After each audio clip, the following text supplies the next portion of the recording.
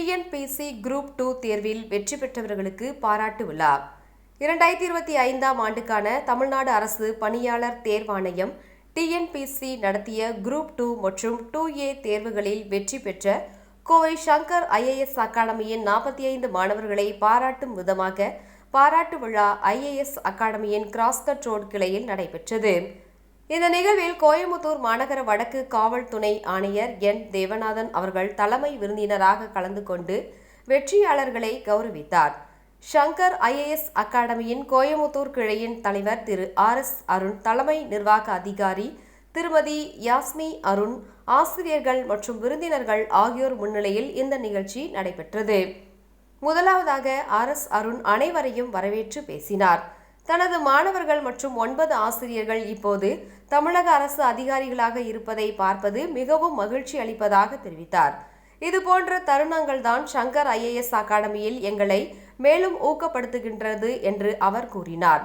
இந்த வெற்றிக்கு காரணமாக இருந்த வெற்றியாளர்களையும் ஆசிரியர்களையும் மற்றும் உதவி பணியாளர்களையும் அவர் வாழ்த்தினார். அகாடமியின் முன்னாள் மாணவர்கள் தங்கள் நேரத்தையும் அனுபவத்தையும் வழங்கி தேர்வுகளுக்கு தயாரானவர்களுக்கு வழிகாட்டியதற்காகவும் அவர் நன்றி தெரிவித்தார். வெற்றியாளர்கள் தங்களது பயணத்தை இதோடு நிறுத்திக் கொள்ளாமல் குரூப் 1 தேர்வையும் இலக்காக கொள்ள வேண்டும் என்றும் RS அருண் வலியுறுத்தினார். இந்த பயணத்தில் சங்கர் IAS அகாடமி நிச்சயம் துணை நிற்கும் என்றும் அவர் கூறினார்.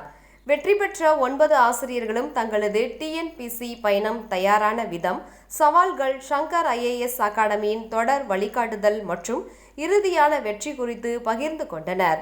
சிறப்பு விருந்தினர் என் தேவநாதன் பேசுகையில் தனது அரசு பணி பயணம் குறித்து பகிர்ந்து கொண்டார். வெற்றியாளர்களையும் மாணவர்களையும் உயர்ந்த இலக்குகளை அடைய தொடர்ந்து முயற்சி செய்யுமாறும் அவர் அறிவுறுத்தினார். குரூப் 2 தேர்வில் வெற்றி பெற்றவர்களுக்கு குரூப் 1 தேர்வில் வெற்றி பெறுவது எளிதாக இருக்கும் என்றும் அவர்கள் அடுத்த கட்ட முயற்சிகளை மேற்கொள்ள வேண்டும் என்றும் அவர் ஊக்கமளித்தார்.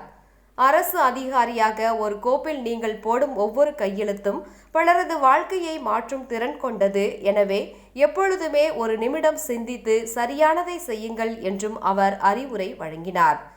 திறமையானதாகவும் நேர்மையாகவும் உழைப்பவர்கள் அரசு பணியில் வெற்றி பெறுவார்கள் என்றும் அவர் கூறினார். இறுதியாக அவர் வெற்றியாளர்களுக்கு நினைவு பரிசுகளை வழங்கி வாழ்த்துக்களை தெரிவித்தார்.